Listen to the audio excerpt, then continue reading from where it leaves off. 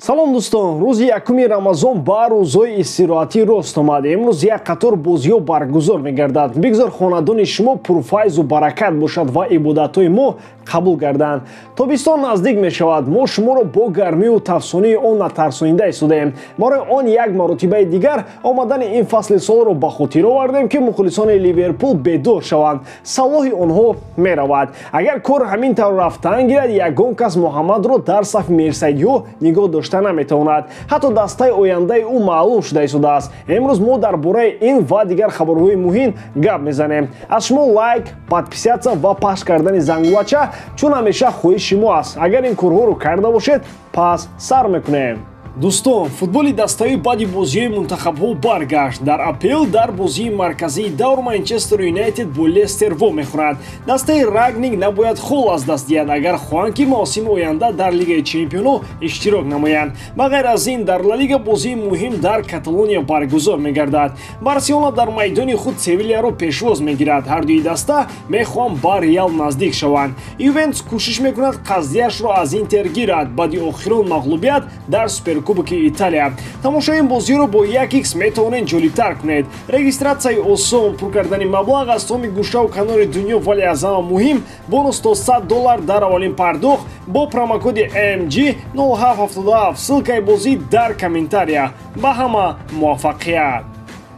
чанд моҳ қабл танҳо ғамзада ба аҳволи барса намехандид. акнун бошад ҳамаи бозингарони топ дар гирди каталониё чун парвона дар гирди шам чарх мезананд. хотиррасон мекунем ки шаҳрномаи кунунии Салоҳ соли 2023 бо Ливерпул ба анҷом мерасад. барои аз даст намудани ӯ роҳбарияти клуб кӯшишҳо анҷом дода истодааст ва аммо гап сари он меравад ки ҳамаи пешниҳодҳои Ливерпулро футболбози мисрӣ рад мекунад. масъалаи матраҳ пул аст ва боз пул. Салоҳ мехоҳад яке аз футболбозони дорои маоши баланд бошад. Ливерпул бо пешниҳодҳояш шартҳои вингери 29-соларо қаноатманд карда наметавонад.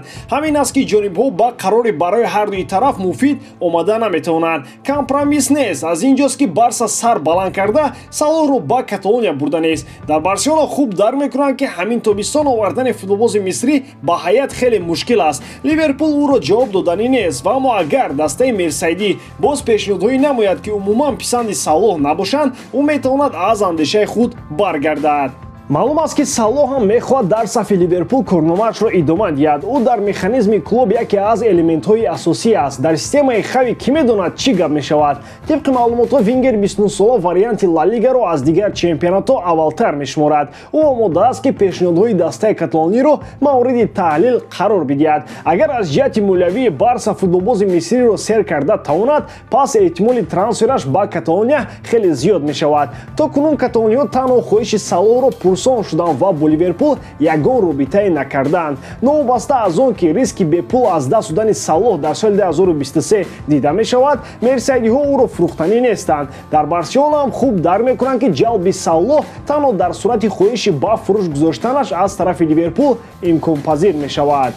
Филиппе Каутино баъд аз баргаштанаш ба премер лигаи Англия корномаи худро наҷот дод. дар ҳамин шабу рӯз чунон менамояд ки ин футболбоз бо омаданаш ба чемпионати Англия қарори дуруст баровард. дар дастаи Астон Вилла нақши бузурги ӯ баръало маълум аст. голҳо ва ассистояш барои Ҷерард ва дастаи ӯ хеле кӯмакрасонанд. аммо новобаста ба бозиҳои хубаш Барселона нақша надорад ки футболбози бразилиро баргардонад. тавре медонед, Филиппе дар Бермингем ба ҳайси футболбози иҷоравӣ бозӣ мекунад. арендаи ӯ бисёр кӯмакаш кард. Астон Вилла ният дорад ки шаҳрномаи бозингари бразилиро аз Барселона бихарад. ин пештар ҳам маълум буд, вале дар ин масъала Астон Вилла рақиби пулдор пайдо кард. Ньюкасл мехоҳад ба Каутино пешниҳоди ҳамкорӣ намояд. дастаи мазкур дар соли 2022 бозиашро беҳтар карда аз таххонаи премер лигаи Англия болотар рафт. тобистон боз чандин бозингарони дигар ба сафи Ньюкасл меоянд ва яке аз онҳо метавонад маҳз Каутино бошад. ояндаи Каутино аз Барса вобаста хоҳад буд. ин даста бояд аз байни Ньюкасл ва Астон Вилла якеро интихоб кунад. маълум аст ки ҳама ин гапҳо рафта боз ба сари пул мезанад. кадом клубе ки бо ҷайби ғавзтар ба утоқи Лапорта ворид шавад, ҳамон бо Каутино дар ихтиёр аз Каталония меравад. дар Барселона хуб дарк мекунанд ки Астон Вилла афзалият дорад. бермингемиҳо нақша доранд ки бозингари бразилиро бо нархи 40 миллион евро харанд. лек Ньюкасл омода аст ки пули бештарро пешниҳод кунад. дар ин сурат Барса маблағи трансферро кам нахоҳад кард ва Астон Вилларо лозим мешавад ки нархи худро бо Ньюкасл муқоиса намояд. Гарит Бейл метавонад дар футболи бузург боқӣ монад. Аслан ӯ чандин бор нишон дод, ки то ҳол дар формаи хуб аст. Фақат ӯ дар Реал бозӣ кардан намехоҳад ва инро тағйир доданӣ нест. Бозии охири мунтахаби Уэлс тасдиқи ҳамин гуфтаҳост. Гарит 100% аз Реал тобистон меравад. Шартномаи ӯ ба анҷом мерасад. Бейл чанд соли охир дар Мадрид танҳо пули бедарди миён гирифту голфбозӣ кард. Аз Италия дастаи Милан мехоҳад ба Гарит имконияти нишон додани моҳоратҳояшро бидиҳад.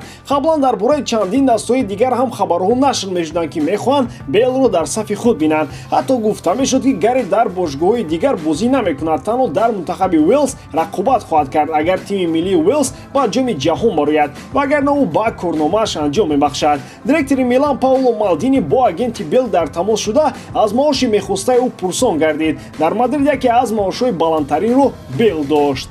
Маълум аст, ки расониҳо чунин миқдор маблағро ба Бейл дода наметавонанд, вале онҳо кӯшиши ҷалби футболбозро хоҳанд кард. Малдини ва Пиоли бовар доранд, ки Бейл то ҳол метавонад дар мусобиқаҳои сатҳи бузург натиҷаҳои хуб нишон бидиҳад. Милан баъди анҷоми мавсими ҷорӣ бо эҳтимоли зиёд ба Лигаи Чемпионҳо рохат мегирад. Барои натиҷаҳои беҳтари даста роҳбария талош дорад, ки футболбозони хубро ба саф ҷалб намояд. Барои овардани Бейл миланиҳо ягон маблағро пардохт карданӣ нестанд, чунки ӯ ба ҳайси агенти метавонад ба дилхо даста гузарад.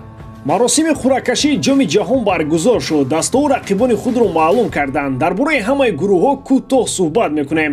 Гурӯҳи А. Мизбонон аз нуқтаи назари футболи ҷаҳонӣ заиф Қатар, экзотика Эквадор ва Сенегал. Аз ҳама инҳо фаворити асосии Нидерланд бояд бо содагӣ гузарад. Гурӯҳи Б.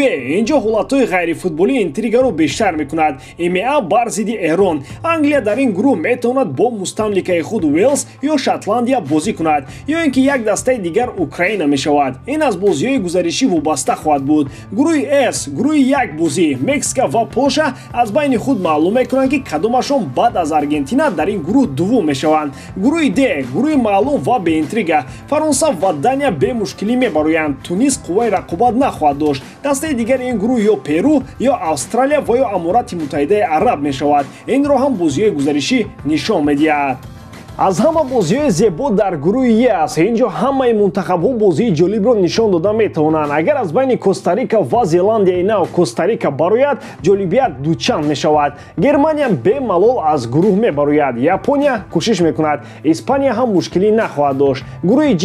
Гапамро такрор хоҳам кард. Гурӯҳи ҳамаи чиз маълум. Бразилия ва Швейтсария аз дигарон сахттар ва беҳтар ҳастанд. Сербия танҳо дар даврҳои интихобӣ бозӣ карда метавонад. Камерун имконият надорад ва дар ниҳоят гурӯҳи дӯстдоштаам H. Ҳамаи дастаҳои рангоранг ва беаутсайдерӣ маълум. Набарди стилҳои гуногун Португалия, Гана, Уругвай ва Кореяи Ҷанубӣ. Шумо дӯстон дар бораи жеребьёвка чӣ фикр доред? Кадом дастаҳо шанси баромадан аз гурӯҳашон доранд ва киро шумо фаворити ин мусобиқа медонед? Ҳатман фикрҳои худро дар комментария нависед. Ин барои мо хеле муҳим аст. Ба ҳамин тамом бори дорам, ки ҳаҷоткории ман ба шумо писанд меояд. Лайк, комментария ва дар канал обнажданро аз ёд набароред. Бо шумо мисли ҳар вақта Муҳаммад Гаиров.